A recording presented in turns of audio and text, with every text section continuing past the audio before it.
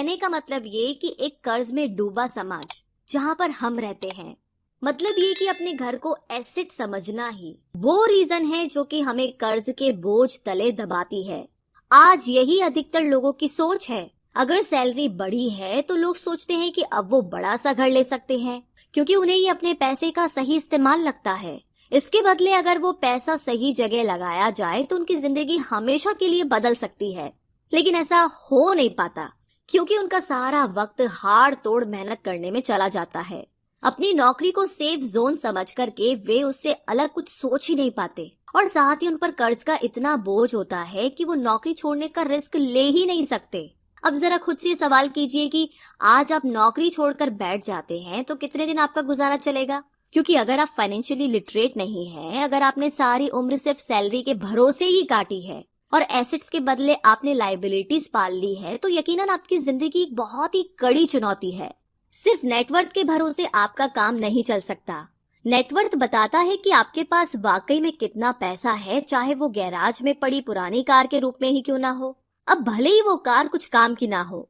जबकि वेल्थ का मतलब है कि आपके पास जो पैसा है उससे आप कितना और पैसा कमा रहे हैं। जैसे कि मान लीजिए कि आपके पास कोई एसेट है जिससे हर महीने मुझे $3,000 की कमाई हो जाती है और हर महीने आपके $6,000 खर्च होते हैं, तो मैं सिर्फ आधे महीने ही अपना गुजारा कर पाऊंगी। तो सोल्यूशन ये होगा कि अपने एसेट से मिलने वाले पैसे को आप बढ़ा दे। जब वो $6,000 आपको मिलने लगेगा तो आप रातों रात अमीर नहीं हो जाएंगे, मगर इस तरह आप वेल्दी होने लगेंगे। अब अगर आप अचानक नौकरी छोड़ते भी हैं तो आपके एसेट्स आपका सारा खर्च कवर कर लेंगे। आप वेल्थी तभी बन पाएंगे जब आपके खर्च आपके एसेट्स की ग्रोथ से कम रहे। और इसी के साथ आगे है चौथा सबक, जो कहता है कि अपने काम से काम रखे। दुनिया की सबसे बड़ी फूड चेन मैकडोनाल्ड के फाउंडर रे क्रॉक ने एक MBA क्लास में एक स्पीच दी। ये 1947 की बात है। उनकी ये स्पीच बड़ी ही शानदार थी, लोगों को प्रेरित करने वाली। स्पीच के बाद जब MBA क्लास के स्टूडेंट्स ने कुछ वक्त उनके साथ बिताने की गुजारिश की तो वो उनके साथ बियर पीने चले गए। बातों बातों में रे ने अचानक एक सवाल किया कि क्या आप लोग जानते हैं कि मैं किस बिजनेस में हूँ? अब ये बात तो सबको मालूम थी कि वो हैमबर्गर बेचते थे। इस बात पर वो हंसने लगे और बोले कि उनका असल बिजनेस तो रियल एस्टेट है, क्योंकि मैकडोनाल्ड के लिए हर लोकेशन का चुनाव सोच समझकर किया जाता है। जहां उसकी फ्रेंचाइजी बनाई जाती है वो जमीन भी साथ ही बेची जाती है। तो इसका सीधा सा मतलब है कि मैकडोनाल्ड की फ्रेंचाइजी खरीदने वाले को वो जमीन भी खरीदनी पड़ती थी। तो इस तरीके से ये एक रियल एस्टेट बिजनेस भी हुआ। यही सबक अमीर डैड ने रॉबर्ट को सिखाया कि अक्सर लोग खुद के लिए छोड़ करके बाकी सब के लिए काम करते हैं। वो टैक्स पे करके गवर्नमेंट के लिए काम करते हैं, वो उस कंपनी के लिए काम करते हैं जहां वो नौकरी करते हैं, बैंक का मोर्टेज देकर उसके लिए काम करते हैं। और ये सब इसलिए क्योंकि हमारा एजुकेशन सिस्टम ही ऐसा है।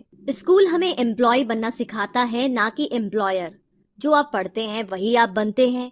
अगर आपने साइंस पढ़ी है तो डॉक्टर, मैथमेटिक्स पढ़ी है तो इंजीनियर, मतलब जो भी आपने पढ़ा है वो आप बने। अब मुसीबत तो ये है कि इससे छात्र से छात्रों का कोई भला नहीं हो पाता, क्योंकि वो नौकरी और बिजनेस के बीच के फर्क में उलझकर रह जाते हैं। जब कोई पूछता है कि आपका क्या बिजनेस है, तो आपको ये नहीं बोलना चाहिए कि मैं तो एक डॉक्टर हूँ या एक बैंकर हूँ, क्योंकि वो आपका प्रोफेशन है, बिजनेस नहीं। कहने का मतलब ये कि आप जो भी करते हैं उसे अपना बिजनेस बनाइए, नौकरी नहीं। अपनी सारी उम्र दूसरों के लिए काम करके उन्हें अमीर करने में बर्बाद ना करें, बल्कि खुद की जिंदगी को खुशहाल बनाने के लिए काम करें। बहुत से लोगों को इस बात का एहसास बड़ी देर से होता है कि उनका हाउस लोन उनकी जान ले रहा है, और फिर उन्हें लगता है कि जिसे वो एसेट मानने की गलती कर रहे थे एक्चुअली कभी वो एसेट था ही नहीं।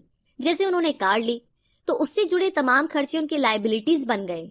उन्हें पूरा करने के लिए नौकरी जरूरी है, और अगर कभी वो सेफ जॉब उनके हाथों से निकल गई तो उनकी मुसीबतें शुरू हो जाती है। इसीलिए तो हम एसेट कॉलम पर इतना ज्यादा जोर दे रहे हैं, ना कि आपकी इनकम कॉलम पर।